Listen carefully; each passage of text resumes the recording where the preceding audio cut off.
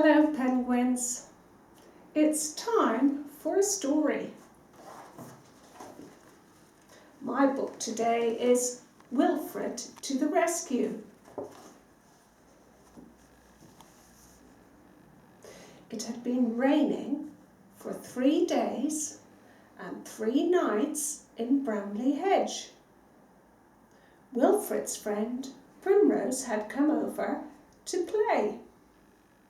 "Rain, rain, rain," grumbled Wilfred. "Is it ever going to stop?" That night there was a wild storm.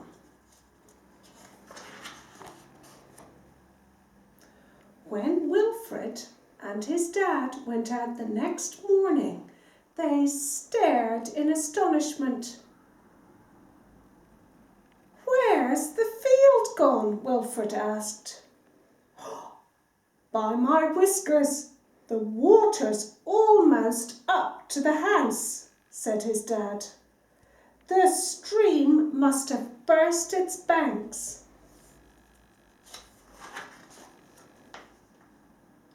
After breakfast, Wilfred splashed over to Primrose's house. He found her watching as a basket boat was unloaded. "It's the voles," explained Primrose. "Their home is flooded and they've got nowhere to stay." The vole children were called Horace and Sissy. "Are you going to sleep at our house?" Primrose asked. "Dunno," shrugged Horace. Primrose's dad said that everyone would stay with them until the flood went down. Wilfred helped to fetch food supplies from the store stump on his dad's raft. They brought back blackberry buns, cheeses, and hazelnuts. That evening, they all crowded into the dining room for a wonderful feast. Later, Primrose suggested playing a game of hide and squeak. "Mind you look after Sissy," Mrs. Vole told Horace. While Horace counted to 10, 1, 2, 3, 4, everyone ran off to hide. "Coming, ready or not," called Horace excitedly. Horace found Wilfred and Primrose quite easily. "But I can't find Sissy anywhere," he said. "We'll help you look," offered Wilfred. Sissy had found the perfect hiding place in the basket under her mum's green umbrella. For a long time she waited. The boat bobbed gently on the water, making her feel sleepy. Suddenly, Sissy woke up. The boat seemed to be moving. Peeping out, she saw the rope had come loose. The boat was drifting. "Mom!" called Sissy, but the wind carried her small voice away. Back at the house, Horace, Wilfred and Primrose had searched every room. "She's run off," said Horace crossly. Wilfred was staring outside. "That's odd," he said. "Where's your boat gone?" Horace turned pale. "Do you think Sissy took it?"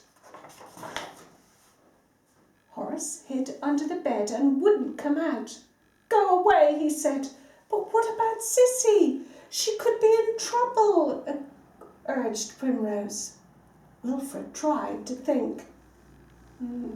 "You could take the raft. She can't have gone too far." Will you come too, Wilfred? Asked Horace in a small voice. Primrose reluctantly agreed to stay behind in case Sissy turned up.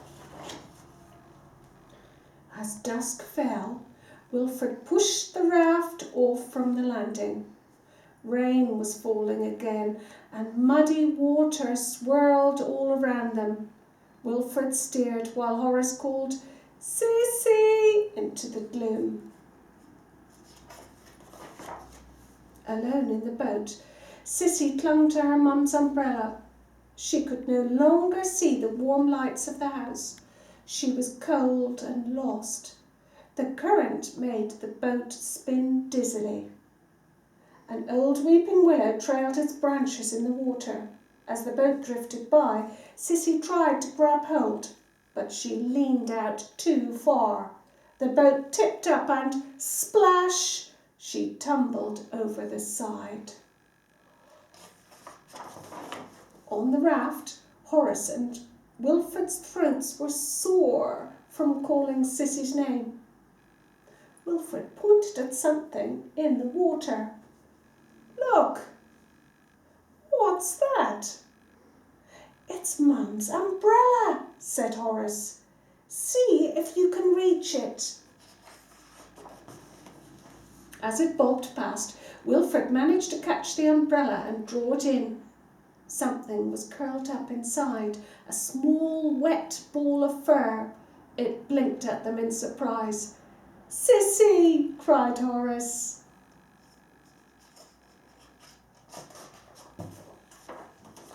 Back at the house, Primrose had explained everything. Mrs. Vole cried so much she needed to borrow 3 hankies. Outside, in the dark, tiny lanterns searched up and down. "Look!" cried Primrose. "A light on the water!" The light drew closer until finally they could see the raft. On it were Horace and Sissy, with Wilfred steering them safely home. A great cheer went up from everyone. A little later, they all ate toasted crumpets around the kitchen fire. Horace told everyone that he was probably the bravest vole in the whole world. Wilfred bit into another crumpet. "The thing about rescuing," he said, "is it makes you very hungry." Bye-bye, penguins.